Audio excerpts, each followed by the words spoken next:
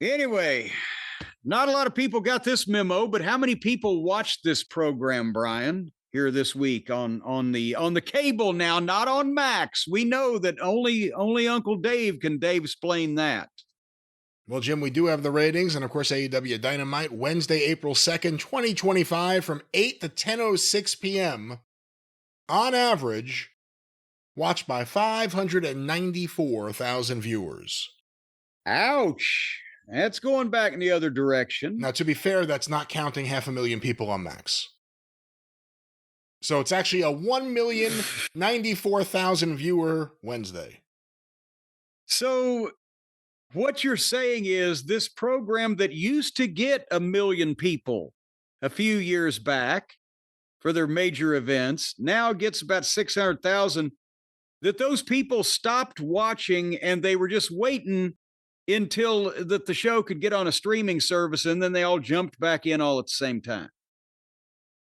That seems to be the only likely story, but let's go to the breakdown here. According to WrestleNomics, among primetime telecasts in cable for the key demo 18 to 49, Dynamite ranked 5 or 6, depending on if you count the late NBA game on ESPN.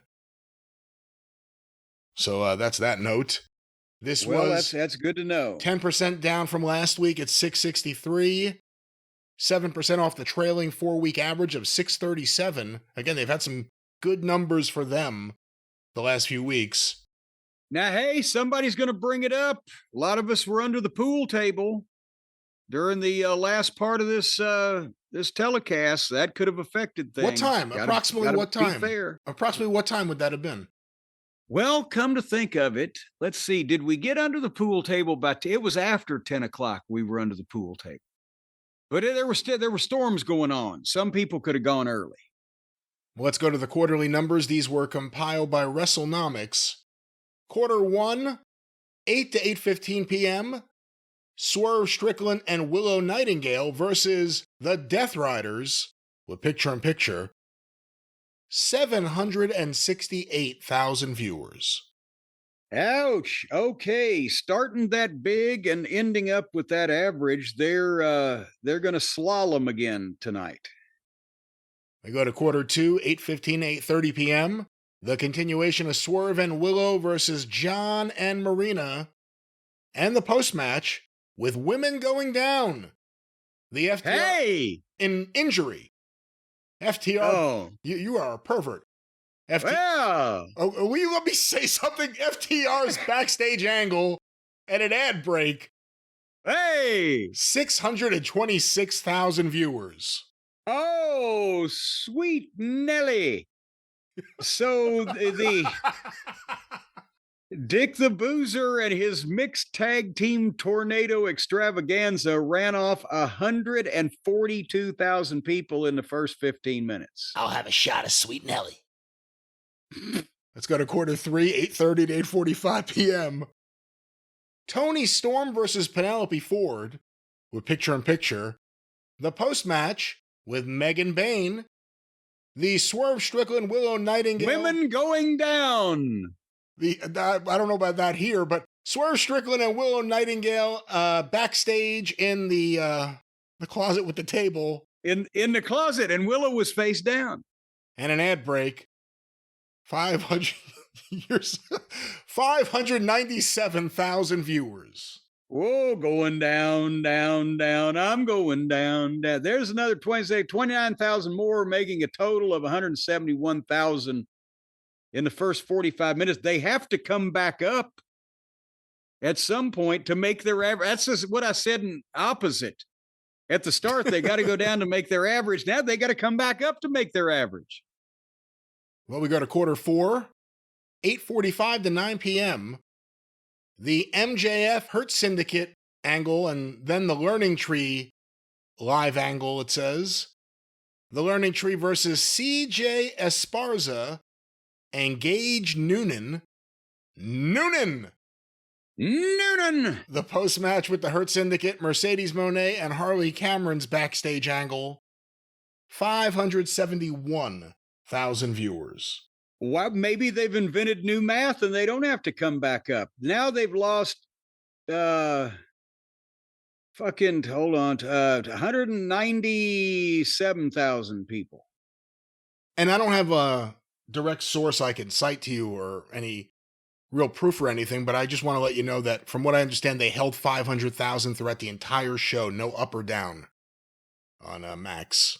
On Max over there. Well, I can't those prove people it, there, but no one knows, but I don't know either. well, they have the technology. If you get up from the TV screen, they send you an electric shock.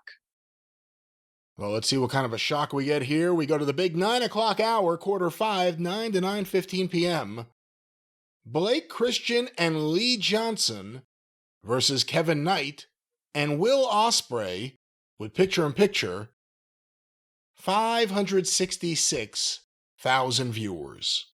Good Lord. And there's another 5,000 gone at the top of the hour. This is looking very, very odd in this pattern. How are they going to get their average now? We're going to go to quarter 6, 9:15 to 9:30 p.m. The continuation of, oh no, I guess the match is over. The Kevin Knight, Will Ospreay live angle, the Ops backstage promo, an ad break, and the start of Lance Archer versus Brody King with picture-in-picture. 542,000 viewers. Now they're officially down 226,000 people from the start of the program. We go now to quarter 7, 9:30 to 9:45 p.m. The continuation of Lance versus Brody, an ad break, and the start of Claudio versus Cope. I couldn't cope with that match. 613,000 viewers. Wow. So whether you can cope or not, that is 58, 60, 71,000 people came back, and you can't tell me it was, for the fucking backstage pre-tapes or whatever. Are they're still somewhat interested in Edge as a former star?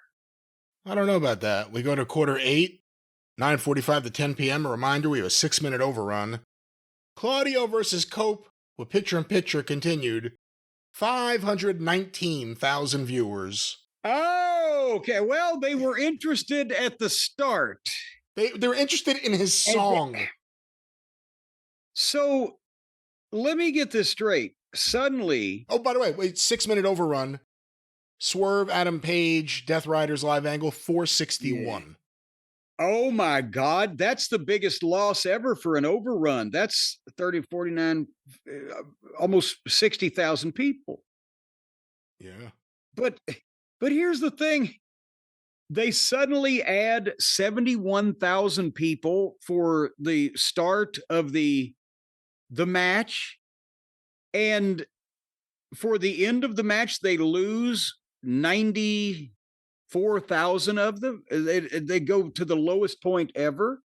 How does that correlate to, oh, we're really interested in seeing the first part of this, but goddamn it, we don't want to see any more. They did the third best quarter and the best one since the first 30 minutes of the program, and followed that with the worst quarter of the entire show until the overrun.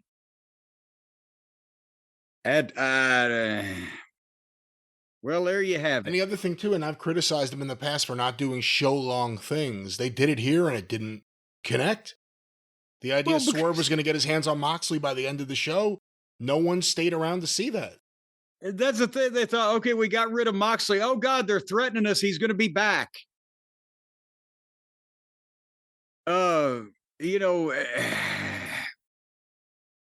I don't know. I don't know what to tell you. Another stellar week of AEW Dynamite. I'm sure we'll hear another spin this week about the rosy numbers on Max.